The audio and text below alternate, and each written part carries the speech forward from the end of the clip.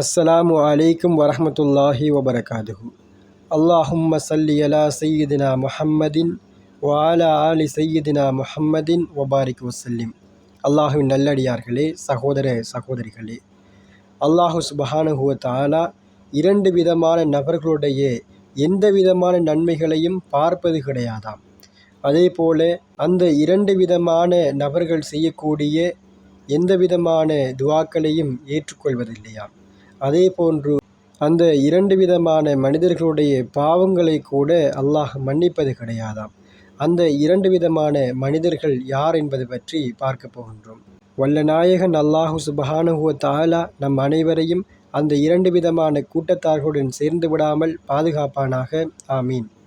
அந்த கூட்டத்தில் முதலாவது நபர் யார் என்று சொன்னால், ஷிர்கில் ஈடுபடக்கூடியவர்கள். ஷிர்க் என்று சொல்கின்ற போது நம் அனைவருக்கும் தெரியும், அல்லாஹு சுப்ஹானஹு வ தஆலாவிற்கு நிகராக இன்னும் ஒன்றை வணங்குதல். அது மட்டுமா ஷிர்க் என்று கேட்டால், அது மட்டும் ஷிர்க் கிடையாது. நம்முடைய வார்த்தைகளிலும் ஷிர்க் இருக்கிறது, நம்முடைய நடத்தைகளிலும் ஷிர்க் இருக்கிறது. உதாரணமாக, நமக்கு ஒரு கஷ்டம் நேருகின்ற போது, நான் இதை செய்திருந்தால் அல்லது இதனால்தான் எனக்கு கஷ்டம் ஏற்பட்டது என்று சொல்கின்ற வார்த்தை கூட ஷிர்க் தான். எந்த ஒரு கஷ்டங்களும் எந்த ஒரு நலவுகளும் அல்லாஹ் நாடாமல் நடப்பதில்லை. எந்த ஒரு கஷ்டங்களும் நலவுகளும் அல்லாஹுடைய நாட்டப்படியே நடக்கின்றது. அவற்றை அல்லாஹுவே தருகின்றான். எனவே அல்லாஹுவை மிஞ்சிய எந்த விதமான சக்தியும் கிடையாது.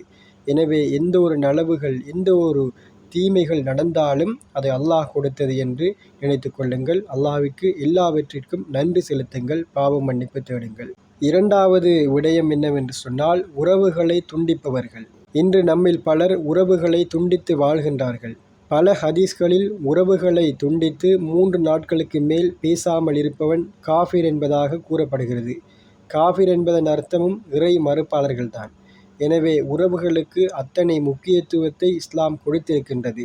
நமக்குள் நம்முடைய குடும்ப உறவுகளுக்குள் எத்தனையோ விரிசல்கள், சண்டை சச்சரவுகள் ஏற்படலாம், மனக்கசப்புகள் ஏற்படலாம். அப்படி இருந்தாலும் கூட மன்னிப்பு கேட்டு அந்த உறவுகளுக்கு மத்தியில் சமாதானமாகிக் கொள்வது மிக முக்கியம். அப்படி நீங்கள் சமாதானமாகாமல் உறவுகள் மத்தியில் விரிசலை மேற்கொண்டிருந்தால் அல்லாஹ் உங்களுடைய எந்த விதமான நலவுகளையும் பார்க்க மாட்டான். அல்லாஹ் பாதுகாக்க வேண்டும். எனவே இந்த இரண்டு விடயங்களிலும் மிகவும் கவனமாக இருங்கள். ஒன்று ஷிர்க், அடுத்தது உறவுகளை துண்டித்தல். இவற்றிலிருந்து இன்ஷா அல்லாஹ் விலகி நடந்து கொள்ளுங்கள். நாம் என்னதான் நன்மையான காரியங்களை செய்தாலும் இந்த இரண்டு விடயங்களை நாங்கள் செய்து கொண்டிருந்தால் அல்லாஹ் எம்மை மன்னிக்கவும் மாட்டான், நம்முடைய நன்மைகளை பதிவு செய்யவும் மாட்டான், நம்முடைய நலவுகளை பார்க்கவும் மாட்டான். அல்லாஹ் பாதுகாக்க வேண்டும். எனவே இன்ஷா அல்லாஹ் நாம் நம்மை இன்றிலிருந்து மாற்றிக்கொள்வோம். யாராவது உறவுகளுடன் பேசாமல் இருந்தால் அவர்களுக்கு சலாம் சொல்லி அந்த உறவை புதுப்பித்துக் கொள்ளுங்கள். அல்லாஹ்விடம் பாவம் மன்னிப்பு கோருங்கள். அல்லாஹு சுப்ஹானஹு வ தஆலா நம் அனைவருடைய பாவங்களை மன்னித்து மேலான சுவர்க்கத்தை வழங்குவானாக. ஆமீன். ஜஸாக்கல்லாஹ் ஹைர். அஸ்ஸலாமு அலைக்கும் வரஹ்மத்துல்லாஹி வபரகாதுஹு.